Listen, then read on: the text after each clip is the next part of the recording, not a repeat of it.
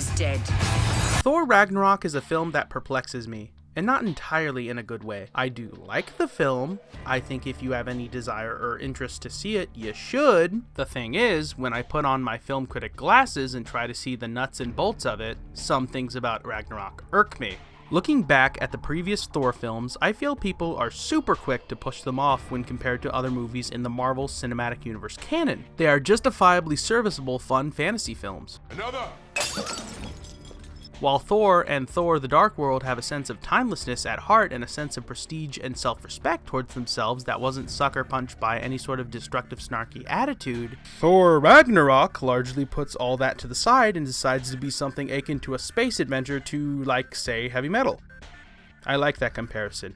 I'm proud of it. It's most certainly not a bad choice, and there are some fun instances of that sort of genre. Fun action scenes, a grimy materialistic aesthetic, a sense of hostile depravity in actions and relationships, and some allusions to unconventional examples of sexuality.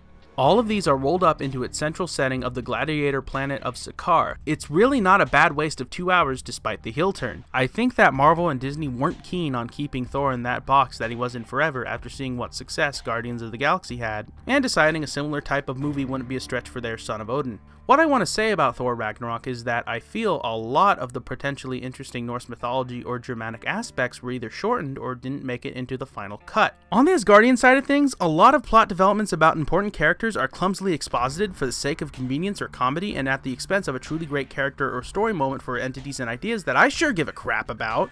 That is Thor Ragnarok's biggest problem. It's a tonal shift that doesn't exactly know what it wants to do with some of the more dramatic ideas it has. It disappoints me, but it's not enough to render the film unwatchable, unworthwhile, or that it's totally absent of that sort of content. Everything else is good though. The side characters are fun. Korg the Rock Monster and his Mechalouse buddy are silly concepts but are interesting and likable. Tessa Thompson is a great, no-nonsense, but compelling former warrior as Valkyrie. Jeff Goldblum was pretty much born to play the eccentric, self-absorbed Grandmaster. Idris Elba is frigging awesome and deserves to star in a worthwhile movie for once. More wrestlers should play dumb but kind-hearted, morally questionable lugs like in the case of Karl Urban's Scourge. More women should play killer queen villains like these in the case of Cate Blanchett's Hela. And Hemsworth, Hiddleston, and Ruffalo continue to be absolutely excellent in these roles, all three having excellent chemistry. Hemsworth especially, at last being able to show his comedic chops in his signature character after probably being the best things in the Ghostbuster and Vacation reboots these past few years. I'm really glad that people are liking the more comedic shift of Thor Ragnarok, but I imagine there's a slight possibility of this brief video being lobbed into the ocean of material of people protesting that superhero media can't be fun or humorous, and that they have to be super serious all the time. In the instant that might happen, on whatever scale, You know who I am. I love a lighthearted look at things. I adore parody and farce. I'm a fan of Freakazoid, Plastic Man, The Incredibles, The Tick, and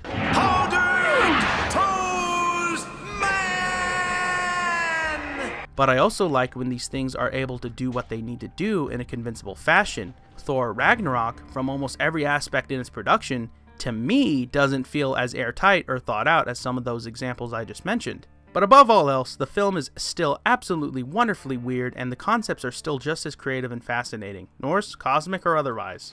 It's easily the most entertaining and rewatchable movie of the three Thor movies, but it's by nowhere near as good as Civil War or either Avengers film. You're all not worthy. As we approach the holidays, specifically in the United States, just go see Thor Ragnarok and be sure to have a fun time. Oh, and what I just said concerning about all the comedy pushing against the drama, it can also be applied to the Hulk in this film. And I wanted a more lighter green muscle man after those two Hulk movies from 10 years ago. I feel like a finger curled up on a monkey's paw that I don't have.